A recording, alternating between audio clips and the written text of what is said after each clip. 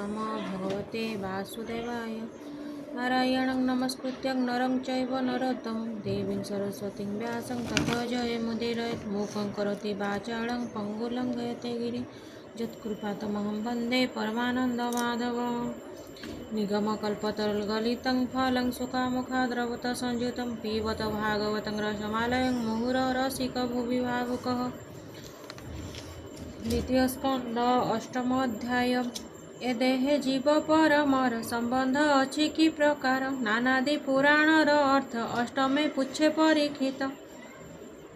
सुखचरणे देई चित आनंदे बोले परीक्षित। राजा परीक्षित उवाच नारद आगे ब्रह्मा जेते विष्णु महिमा भागवते कहिले जन उपकारे जे कथा शुणी प्राणितरे जे स्थाने जाहा कुजे भावे मुनि कहिले से प्रस्तावे ताहा श्रवणे इच्छा मोर तुम्भे तत्त्वज्ञ मध्यवर हरि महिमा अगोचर श्रवण मंगल उच्चार से कथा कह मुनि मते से हरि चरणे जेमते निश्चले मन करी स्थिर जेमते छाड़ी विशरीर श्रद्धारे नित्य जेबा शुणे जे हरि कथा मने गुणे मंगल नाम उच्चारण तार हृदये तत्क्षण श्रवण मार्गे हरि पसे हृदय पद्मे स्थिरे बसे सर्वदुरित हेळे नासे शरद जह्ने वृष्टि शेषे जळु हरई मळ राशि से जह्ने निर्मल प्रकाशी निर्मल आत्मा तार होई से कृष्ण पाद मूले थाई केबे हेनु हई बाहार माया भ्रमण होए दूर पथिक पथ श्रम पाई से जह्ने निज गृहे जाई श्रम पासरी सुखे रहे गृह संपद भोग भोगे देहे अधातुमंत आत्मा होए धातु घटण देह वहे जाणु तू कह एके मते किबा ए काल कर्म मते जार उदरु पद्म होई लोक संस्थान प्रकाशई से जेबे अवयवी होई जीव ईश्वर भेद काही ब्रह्मा जे भूत आत्मा होए से पुणी जार अनुग्रहे आत्मारु प्राणी की सृजई स्वभावे जार जन्म नाही नाभिक मळु होई जात ताहाकु देखे रूपवंत कालर बळे से पुरुष करई सृष्टि स्थिति नाश ए लोक लोकपाल संगे सर्प कल्पित तार अंगे ए जेते चतुर्दश पुर कल्पना करी अंग तार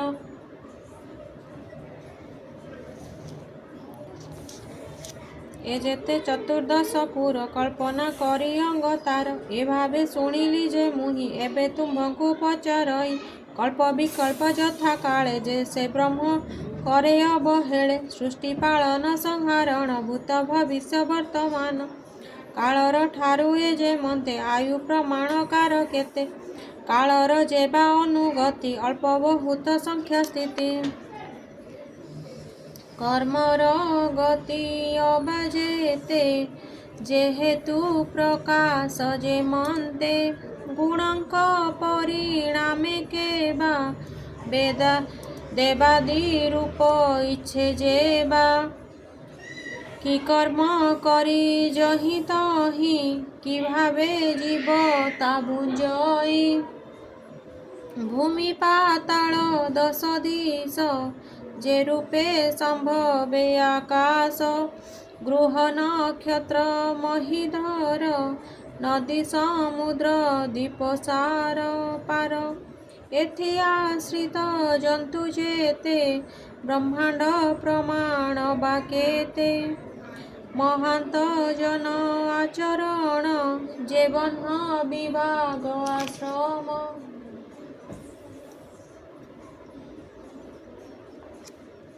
बाह्य अंतरे वस्तु जेते संक्षेपी कह मोग्रते ए अंडकोश मध्य गते विष्णुर अवतार जेते जुगानु जुगे जुगमान जेउ जुगरे जेबा धर्म मनुष्य साधारण धर्म जेबा विशेष यथा वर्ण आश्रमी कर धर्म आदि जा राज ऋषि संपादि आपदे धर्म प्राणी कर ए सर्व कह मुनि बर संख्या लक्षण तत्व कर कि रूपे हेतु ए काहार पुरुष आराधना विधि अष्टांग जोग जन्हे साधि जोगेश्वरंक गति जेते लिंग भंगन मुख्य पथे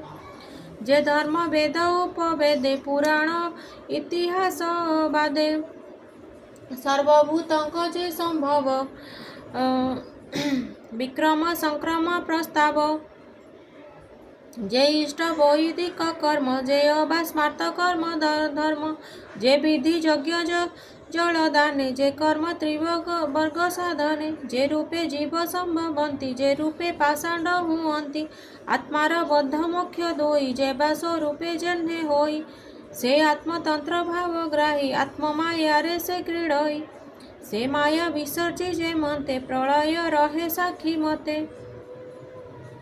भमुनि पचारिली जेते संक्षेपी कही बाक मते तुझे ब्रह्मार सम मुनि ए विश्व संसार प्रमाणी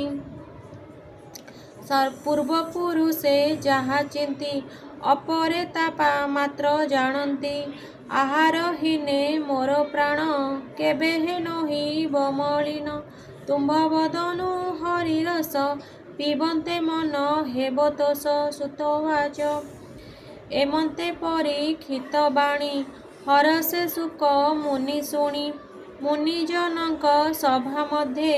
जे अबा कहिले आनंदे से भागवत हरिगुण ब्रह्म सम्मत जे पुराण जे कथा ब्रह्मार व्रते